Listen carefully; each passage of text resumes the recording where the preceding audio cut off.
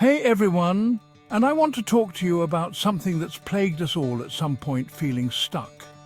You know, that feeling of paralysis that sets in when you've got a dream, a goal, even a to-do list, but you just can't seem to get started.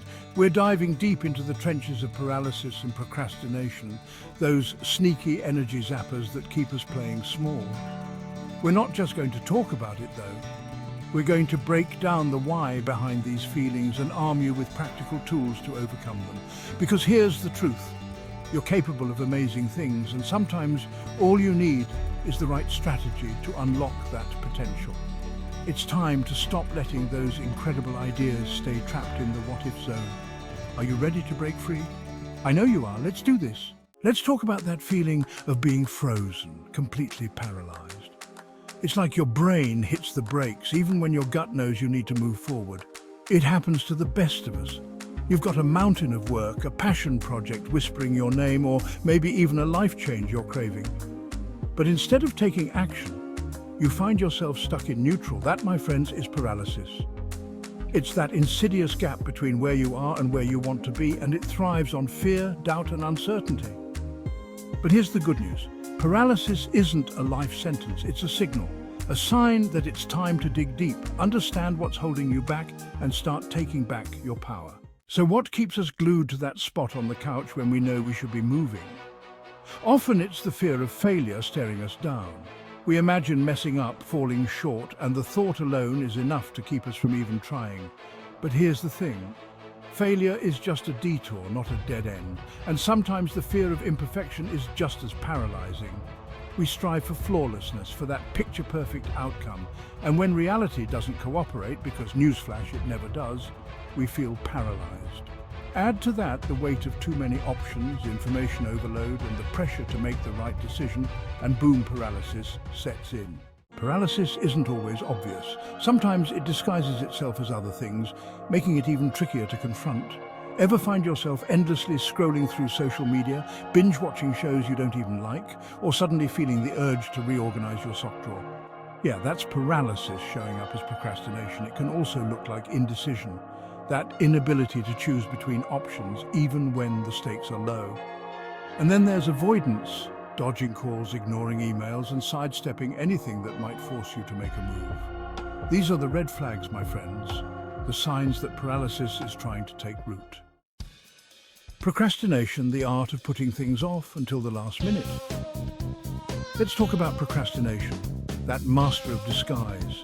It tricks us into thinking we're in control, that we've got it handled, when really we're just delaying the inevitable.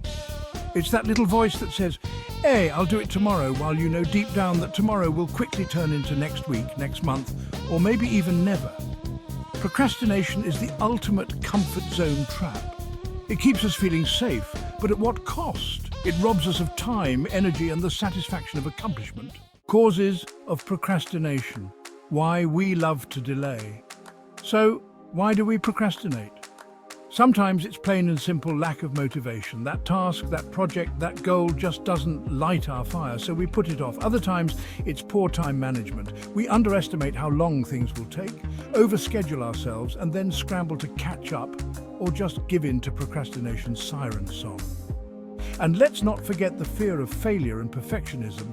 Those familiar foes can rear their ugly heads in the procrastination game too. Then there are the distractions. Oh, the distractions. Social media, emails, that never-ending to-do list. They all pull us away from the tasks we need to tackle. Symptoms of procrastination. Sound familiar? Procrastination is a master of disguise, but there are some telltale signs that you're caught in its web. The most obvious? Delay. You push things off, reschedule appointments, and find any excuse to avoid starting that task. Then there's avoidance. You dodge calls, ignore emails, and suddenly find yourself deeply invested in organizing your spice rack instead of tackling that report. Rationalization is another classic symptom. I work better under pressure, you tell yourself as the deadline looms closer. And let's not forget the stress. Procrastination might feel good in the moment, but it inevitably leads to a mountain of anxiety and overwhelm. Ready to break free from paralysis? Remember, this isn't about making a giant leap, it's about taking those small, consistent steps that lead to incredible progress. Start by breaking down those overwhelming tasks into smaller, more manageable chunks. Instead of trying to write the entire report in one sitting, commit to writing just one paragraph. Set clear, achievable goals for yourself. Instead of aiming to lose 20 pounds in a month, focus on losing 1 pound a week. And remember, progress over perfection. Embrace the journey, celebrate your wins, and don't be afraid to stumble along the way. Overcoming procrastination, time to take charge. Procrastination might be a tough opponent, but it's not unbeatable. One of the most powerful weapons in our arsenal, time management. Use tools like calendars, planners, and to-do lists to schedule your day, prioritize tasks, and hold yourself accountable. Set deadlines.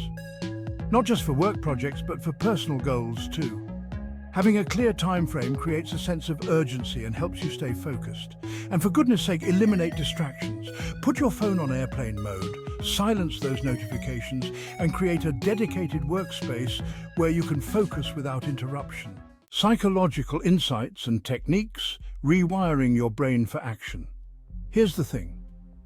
Overcoming paralysis and procrastination isn't just about willpower or discipline. It's about understanding the psychology behind these behaviors and using proven techniques to rewire our brains. Cognitive behavioral techniques, for example, help us identify and challenge those negative thought patterns that keep us stuck. Behavioral techniques, on the other hand, focus on changing our actions and building new habits. Remember, our thoughts influence our feelings, which influence our actions.